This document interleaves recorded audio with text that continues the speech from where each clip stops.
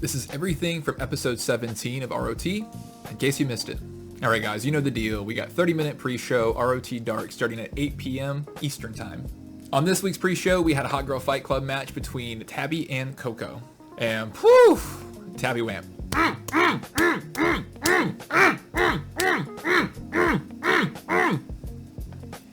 Tabby won.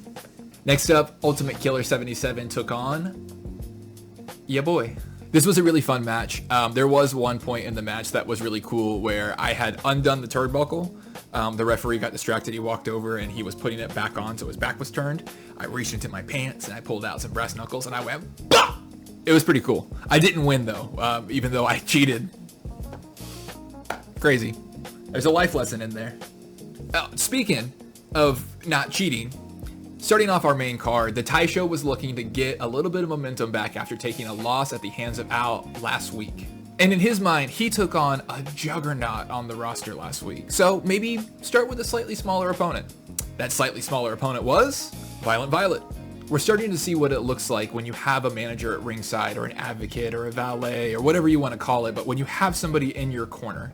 Towards the end of this match, Violet charges the Taisho in the corner, and Beer Frog 8 pulls the referee into harm's way.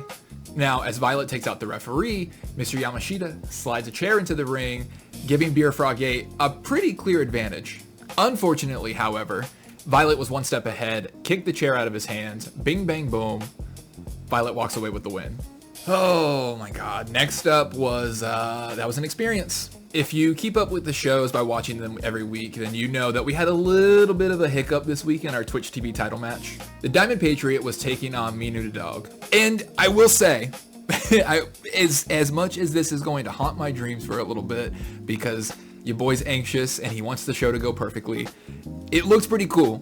Minu and Patriot are on the outside of the ring. Patriot goes for the Patriot Slam. He flips Minu over the barricade. This is where the game got a little technically buggy. It didn't expect for Minu to be on the outside of the barricade. There was no way for him to get back in, and the game was just at a standstill. So, as much as we don't like to do this, we restarted the match, and Diamond Patriot was able to overcome Minu. Minu the Dog is hungry to be 8 Corpses' disciple. He is pushing to be on his side.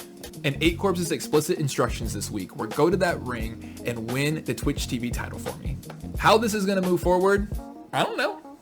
Next up, our world champion had an open challenge to give herself a little bit of momentum going into her War Games match next week.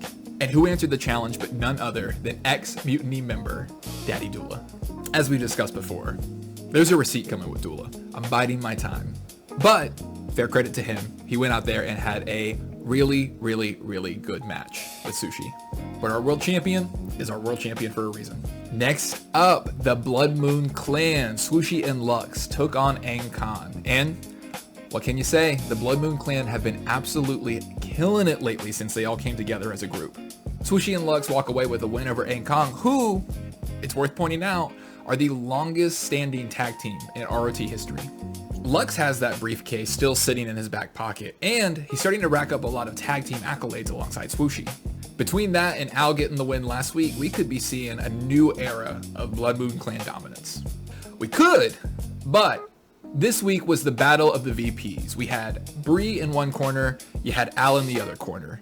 Second in command of Hot Girl Fight Club versus the right hand of the Blood Moon Clan. And boy howdy, I tell you what, Bree gives me a reason to believe every single week, because despite the size difference, despite the strength difference, Bree walks away with a win over Al. Al, keep in mind, was undefeated up to this point. Next up, Hot and Spicy Curry took on Gorgie Sunshine in a match to also gain a little bit of momentum going into War Games next week. And while Hot and Spicy did pick up the win, much like Sushi, the ending of her match went a little bit differently. Curry looked to send a message that she's not to be trifled with, she's not to be overlooked, she's not to be underestimated, because she absolutely demolished Sunshine. If she brings that kind of aggression to War Games, we might be seeing Mutiny rules for the World Championship match next month. Ooh, things are getting juicy. Just 7 days ahead of their Ruler of the Ring Finals Iron Man match, Kay Miyowski and Jack the Colorful Cat took each other on in a 3-on-3 tag team match. Who were their partners?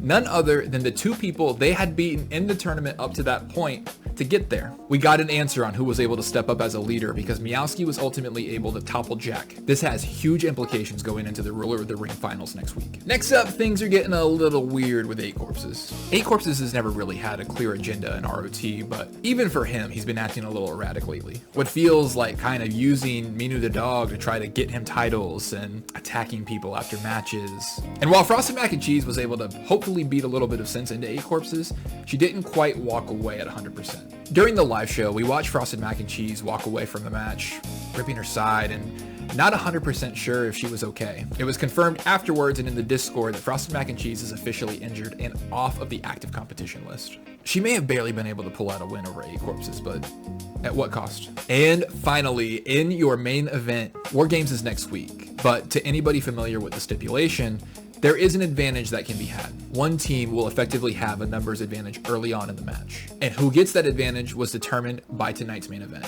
Now, if you'll recall from last week, Mutiny needed 2 team members to round out their team, while How It Feels to Chew 5 Gum only needed 1. Curry called in the favor that was owed to her by Sam and Zach and officially took How It Feels to Chew 5 Gum and put them on Team Mutiny. So Sushi was left with 3 empty spots on her team. Tonight's main event saw the team of Francesca, Sam, and Zach taking on the 3 team members that Sushi had found.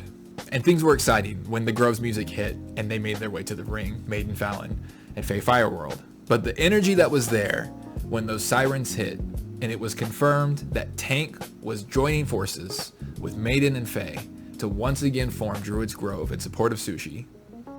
Chat went crazy. This was a fun, chaotic match. Everybody was legal at the same time. Everybody was fighting.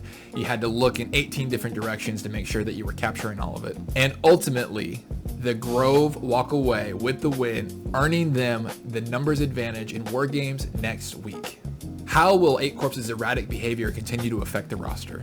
What will happen to Tiny Mac now that Frosted Mac and Cheese is unable to compete? Who will take home the win in War Games and earn the right to choose the stipulation in the World Championship match next week at the World Cup? And who will make history by becoming the first ever ROT Ruler of the Ring?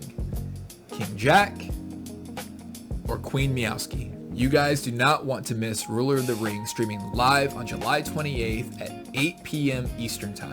Thank you so much again to everybody who supports the show. Make sure to follow us on Instagram, on YouTube, join us in our Discord. Check out ringoftokanshop.com for all of your official ROT merch, including the tank shirt, including the hat. And as always, I will see you Tuesday.